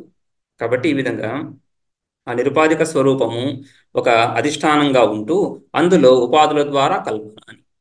అందుకని ఈ విధంగా ఇది వాస్తవమై ఉండగా దీనిని ప్రాణులు, విచారించినటువంటి వాళ్ళు వివిధంగా అనేక ప్రకారాలుగా చూస్తున్నారు. అందుకని ఇందులో ఏతమేకే వదంత్యగ్నిం మనుమన్యే ప్రజాపతిం ఇంద్రమేకే పరే ప్రాణం అపరే బ్రహ్మ శాశ్వతం అని ఇత్యాద్యా స్మృతి. మనుస్మృతి ఈ విధంగా తెలియజేస్తా ఉంది ఇక్కడ. ఏతం, అటువంటి ఈ పరమాత్మ స్వరూపాన్ని, ఏకాత్మకమైనటువంటి పరమాత్మ స్వరూపాన్ని, ఏకే అగ్నిం వదంతి, కొందరు ఈ మూల స్వరూపాన్ని అగ్ని అని, కొందరు మనువు అని, కొందరు ప్రజాపతి అని. రైట్. అగ్నిం ఇది ఏకే, మనుం అన్యే మనుం ఇది వదంతి. ఏకే అగ్నిమితి వదంతి, అన్యే మనుమితి వదంతి, అపరే ప్రాణం ఇది వదంతి. రైట్. ఇంద్రం ఏకే ఇంద్రమితి, అపరే ప్రాణమితి, ఏతం శాశ్వతం బ్రహ్మ వదంతి. ఏతం శాశ్వతం బ్రహ్మ, ఈ శాశ్వత పరమాత్మ స్వరూపాన్ని ఈ విధంగా వివిధ రకాలుగా తెలియజేస్తున్నారు. ఏ శాశ్వత స్వరూపాన్ని? బ్రహ్మ అని శృతి మనకు తెలియజేస్తా ఉంటుంది. ఆ విధంగా ప్రజ్ఞానం బ్రహ్మ అంటున్నప్పుడు ఈ ప్రజ్ఞానము, ఈ చైతన్య స్వరూపమే సర్వవ్యాపకమైనటువంటి ఆ బ్రహ్మ. ఆ బ్రహ్మయే ఈ విధంగా నానాత్మకంగా మనకు అనుభవానికి వస్తున్నాడు, ఉపాధులతో కలిసి. అయితే ఆ ఉపాధులతో కలిసినటువంటి స్వరూపాన్ని తెలుసుకుంటున్నప్పుడు సంసారమే గాని సంసార విమోచనం లేదు. నిరుపాధికంగా ఆ స్వరూపాన్ని తెలుసుకుంటున్నప్పుడు సంసార విమోచనం. భిన్నంగా తెలుసుకుంటున్నప్పుడు యథార్థంగా తెలుసుకోవటం లేదు, యథార్థంగా తెలుసుకుంటున్నప్పుడు భేదం లేదు. 4వ మంత్రం చూద్దాం. స ఏతేన ప్రజ్ఞేన ఆత్మనా అస్మాల్లోకాదుత్క్రమ్య అముష్మిన్ స్వర్గే లోకే సర్వాన్ కామాన్ ఆప్త్వా అమృత సమభవత్. స వామదేవ, ఆ వామదేవుడి విధంగా ప్రజ్ఞేన ఆత్మన, ఈ ప్రజ్ఞయే తన స్వరూపంగా తెలుసుకొని ఉత్క్రమ్య, ఏతస్మాల్లోకాత్, ఈ లోకము, ఈ శరీరము నుండి విడివడి, ఈ శరీరంతో తాదాత్మ్యాన్ని విడిచి, అముష్మిన్ స్వర్గే లోకే, ఆ స్వర్గలోకము, ఏ స్వర్గలోకము? అముష్మిన్ స్వర్గే లోకే, ఆ స్వర్గలోకము ఏదైతే తన ఆత్మస్వరూపము, అందులో సర్వాన్ కామానప్వా, సకల కోరికలు తీరినటువంటి వాడై, సకల కోరికలు, ఏ కోరికలు? కామాన్ అంటున్నప్పుడు కామ్యంతే ఇది కామాహ అని చెప్తున్నట్టు విషయాలు, ఇచ్ఛ యొక్క కామన యొక్క విషయాలు, సకల విషయాలను పొందినటువంటి వాడై. ఆప్వా అంటున్నారు కదా, పొందడం కాబట్టి కామాన్ అంటున్నప్పుడు విషయాలు, సమస్త ఇష్ట విషయాలను పొందినటువంటి వాడై. ఎందుకని? ఏదైతే తనకంటే వేరుగా వస్తువు తెలుసుకుంటున్నాడో అవన్నీ మిథ్యా అని తెలుసుకుంటున్నాడు. వాటి అధిష్టానంగా నేనే అయి ఉన్నాను. వాటి యొక్క సారము, ఎసెన్స్, వాటి యొక్క సారము, రసోవై సహ, ఆ సారాన్ని నేనే అని తెలుసుకుంటున్నాడు. ఆ విధంగా తెలుసుకుంటూ సకల విషయాలను పొందే ఉన్నాడు. సర్వము తానే అయి ఉన్నాను అని తెలుసుకుంటున్నాడు. అహం మనురభవం సూర్యశ్చ, రైట్. ఆ మనువు ఆ సూర్యుణ్ణి నేనే అయి ఉన్నాను. ఆ లోకాలకు వెళ్ళాల్సిన పని లేదు ఇప్పుడు. ఆ లోకాలు, ఆ లోకపాలకులు, అందులో ఉండేటువంటి సకల భోగాలు అవన్నీ నేనే అయి ఉన్నాను, నా స్వరూపమే అని తెలుసుకుంటున్నాడు. ఆ విధంగా అమృత సమభవత్ కామానాప్త్వా అమృత సమభవత్, అమృతత్వాన్ని పొందాడు నిశ్చయంగా. సమభవత్ అని ద్విరుక్తి ఉపనిషత్తు యొక్క సమాప్తిని సూచిస్తా ఉంది. ఇందులో చిన్న భాష్యం చూద్దాం. ఇది స వామదేవ అన్యోవా సహ, స శబ్దము వామదేవ అన్యోవా. శృతి వామదేవ దృష్టాంతాన్ని చూపించింది కాబట్టి వామదేవుడు, లేదా ఎవరైనా సరే ఈ విధంగా, రైట్, ఈ ఈ జ్ఞానాన్ని ఏ స్వరూపం ఎవరైనా కూడా తద్యో దేవానాం మధ్యే తతర్షీణాం మనుష్యానాం అని బృహదారణ్యకంలో ఈ దేవతలు గాని మనుష్యులు గాని ఋషులు గాని ఎవరైతే ఈ జ్ఞానాన్ని పొందుతున్నారో వాళ్ళందరూ కూడా తత్ సర్వం అభవత్, ఆత్మస్వరూపమే అయిపోతున్నారు, సర్వాత్మభావాన్ని పొందుతున్నారు అని. రైట్. అందుకని ఇక్కడ కూడా స వామదేవ అన్యోవా ఏవం యథోక్తం బ్రహ్మ, ఈ విధంగా ప్రజ్ఞానం బ్రహ్మ, సర్వాత్మక స్వరూపం అని చెప్పబడినటువంటి ఈ బ్రహ్మస్వరూపాన్ని యో వేద, ఎవరైతే తెలుసుకుంటున్నారో, రైట్, యో వేద ప్రజ్ఞేన ఆత్మన, ప్రజ్ఞేన ఆత్మన అంటున్నప్పుడు ఏన ఏవ ప్రజ్ఞేన ఆత్మన పూర్వే విద్వాంస అమృతాః అభూవన్ తథా అయమపి విద్వాన్ ఏతేన ఏవ ప్రజ్ఞేన ఆత్మన అస్మాత్ లోకాద్ ఉత్క్రమ్య ఇత్యాది వ్యాఖ్యాతం. ఏ విధంగా అయితే ప్రజ్ఞేన ఆత్మన, ఈ ఆత్మస్వరూపము ఏంటి? ఆత్మస్వరూపము ప్రజ్ఞానమైనటువంటి ఆత్మస్వరూపం, ప్రకృష్ట జ్ఞానస్వరూపము, కేవల శుద్ధ జ్ఞానస్వరూపము. ఆ ప్రజ్ఞానం, ప్రకృష్ట జ్ఞానస్వరూపమే నా స్వరూపము, నా ప్రత్యేగాత్మ అని. ప్రజ్ఞేన ఆత్మన, ప్రజ్ఞ శబ్దము ఆత్మశబ్దము. అంతకుముందు మనం ప్రజ్ఞానం బ్రహ్మ అని ప్రజ్ఞా శబ్దము బ్రహ్మ శబ్దము చూసాం. అదేవిధంగా ఇక్కడ ప్రజ్ఞేన ఆత్మన, ఈ ప్రజ్ఞానము, ఈ సమస్త బ్రహ్మాండానికి ఆధారభూతంగా ఉండేటువంటి ఈ ప్రజ్ఞానము అని ఇక్కడ ప్రజ్ఞ శబ్దము బ్రహ్మవాచకం అవుతుంది. ఆత్మన అదే నా ప్రత్యేగాత్మ స్వరూపము. ఆ బ్రహ్మ తాదాత్మ్యాన్ని తెలుసుకుంటున్నటువంటి వాడే, అంటే భేదరాహిత్యాన్ని జ్ఞానం చేత ఈ సకల విభాగాలు అజ్ఞాన కల్పితాలు, అజ్ఞాన కార్యాలు అని వాటన్నిటిని అధిగమించినటువంటి వాడై, సకల ఉపాధుల ద్వారా కలిగేటువంటి భేదాన్ని అధిగమించినటువంటి వాడై. యో వేద ప్రజ్ఞేనాత్మన ఏన ఏవ, అంటే ప్రజ్ఞేనాత్మన అంటున్నప్పుడు ఏ ప్రజ్ఞాత్మ స్వరూపాన్ని తెలుసుకొని పూర్వముముక్షువులు, మన పూర్వజులు ఏ ప్రజ్ఞాత్మ స్వరూపాన్ని తెలుసుకొని సంసార విమోచనాన్ని పొందారో ఆ పరమాత్మ స్వరూపాన్ని. ఏన ఏవ ప్రజ్ఞేనాత్మన పూర్వే విద్వాంస అమృతాః భూవన్. పూర్వే విద్వాంస అంటున్నప్పుడు వామదేవుని దృష్టాంతంగా, వామదేవాదులు ఏ ప్రజ్ఞాత్మ స్వరూపాన్ని తెలుసుకొని, లేదా వామదేవుడి కంటే కూడా పూర్వీకులు ఏ బ్రహ్మాత్మ స్వరూపాన్ని తెలుసుకొని అమృతత్వాన్ని పొందారో, తథా అయమపి విద్వాన్, ఈ ముముక్షువు కూడా, మనబోటి వాళ్ళు కూడా అదే పరమాత్మ స్వరూపాన్ని తెలుసుకుంటున్నారు. తెలుసుకునే తత్వము ఒకటే, తెలుసుకునే తత్వము ఒకటే, అందులో ఎటువంటి విశేషము లేనప్పుడు ఏ కాలంలో ఏ దేశంలో ఎవరు ఏ విధంగా ఆ తత్వాన్ని తెలుసుకున్నా కూడా, ఏ ప్రక్రియ ద్వారా ఆ తత్వాన్ని తెలుసుకున్నా కూడా తెలుసుకున్న తత్వం ఒకటే కాబట్టి దాని ఫలం ఒకే విధంగా ఉంటుంది. కారణం ఒకటే అయినప్పుడు, కారణంలో ఎటువంటి విశేషము లేనప్పుడు కార్యంలో విశేషాలు ఎక్కడి నుంచి వస్తాయి? ఒక కారణంతో ఒక కార్యం అని. ఆ విధంగా ఆ కాలంలో వాళ్ళు కానీ ఈ కాలంలో వాళ్ళు కానీ తెలుసుకునేటువంటి తత్వం ఒకటే కాబట్టి అదే విషయము అక్కడ వాళ్ళకి ఏ విధంగా అమృతత్వాన్ని ప్రసాదించిందో ఇక్కడ కూడా అమృతత్వాన్ని ప్రసాదిస్తూ ఉంది. తథా అయమపి విద్వాన్ ఏతేన ఏవ ప్రజ్ఞేన ఆత్మన, ఈ జీవ అభిన్న బ్రహ్మాత్మ జ్ఞానం చేత, ప్రత్యేక అభిన్న బ్రహ్మాత్మ జ్ఞానం చేత అస్మాత్ లోకాదుత్క్రమ్య, ఈ శరీరం నుండి ఈ లోకం నుండి విడిబడి, లోకం అంటున్నప్పుడు శరీరం నుంచి జీవన్ముక్తిని అంగీకరిస్తాం కదా. సో జీవన్ముక్తి ముక్తి జీవన్ముక్తి విదేహముక్తి అని రెండు రకాలుగా చెప్పుకుంటున్నప్పుడు ఈ రెండింటిలో జీవన్ముక్తి ప్రధానం. ప్రయత్నం అంతా జీవన్ముక్తి గురించి. విదేహముక్తి ఒక ఈవెంట్ అంతే. అది శరీరం పడిపోతున్నప్పుడు జీవన్ముక్తికి విదేహముక్తి కలుగుతూ ఉంది. రైట్. విదేహముక్తికి ప్రయత్నం ఏం లేదు. జీవన్ముక్తి తర్వాత ఎటువంటి ప్రయత్నం లేదు. విదేహముక్తి గురించి చేసేదేం లేదు. అక్కడ ప్రారంధం ద్వారా నడుస్తూ ఉంది శరీరము. అందుకని ప్రయత్నం అంతా జీవన్ముక్తి గురించి. కాబట్టి లోకాదుత్క్రమ్య అంటున్నప్పుడు ఈ శరీరం మీద తాదాత్మ్యాన్ని విడిచి అస్మాద్ లోకాద్ ఉత్క్రమ్య దేహతాదాత్మ్యాన్ని విడిచినటువంటి వాడై అముష్మిన్ స్వర్గే లోకే సర్వాన్ కామాన్ ఆప్త్వా అమృత సమభవత్. అముష్మిన్ స్వర్గే లోకే, ఆ స్వర్గలోకము అంటున్నప్పుడు స్వర్గం ఇక్కడ అముష్మిన్ స్వర్గే లోకే, ఈ స్వర్గలోకము, స్వర్గలోకము అంటే పరమాత్మ స్వరూపమే, ఆ చైతన్య స్వరూపాన్ని, ఇక్కడనే సర్వాత్మకమైనటువంటి ఆ స్వరూపాన్ని. రైట్. స్వర్గం అంటే ఎక్కడో ఉండే వేరే లోకం అని కాకుండా గమనాగమనాలు ఆత్మయందు సర్వవ్యాపకమైనటువంటి ఆత్మ, నిష్క్రియమైనటువంటి ఆత్మ, అద్వితీయమైనటువంటి ఆత్మ. సర్వవ్యాపకం కాబట్టి ఇంకొక చోట ఇంకొక ఇంకొక ఇంకొక దేశానికి వెళ్ళడం, ఇంకొక కాలాన్ని అనేటువంటి భావన లేదు. నిష్క్రియం కాబట్టి గమనం అనే క్రియ లేదు. రైట్. సర్వాత్మకము నిష్క్రియము. నిష్క్రియం అన్నప్పుడు ఇంకొక ఇంకొక క్రియ పొందడం అనేటువంటి క్రియ లేదు. రెండవ వస్తువు స్వర్గలోకం నాకంటే వేరుగా ఉండడం అనేది లేదు, అద్వితీయం. సో అటువంటి ఆత్మస్వరూపాన్ని తెలుసుకోవడం, పొందడం. పొందడం అంటున్నప్పుడు తెలుసుకోవడం. సమ్యక్ అభవత్, సమ్యక్ అభవత్, సమభవత్ అని. సమ్యక్ అభవత్ అంటున్నప్పుడు ఇక్కడే ఆ స్వరూపంగా మిగిలిపోతున్నాడు, ఇక్కడ అక్కడ అనేటువంటి విభాగాలు లేనటువంటి వాడై అని.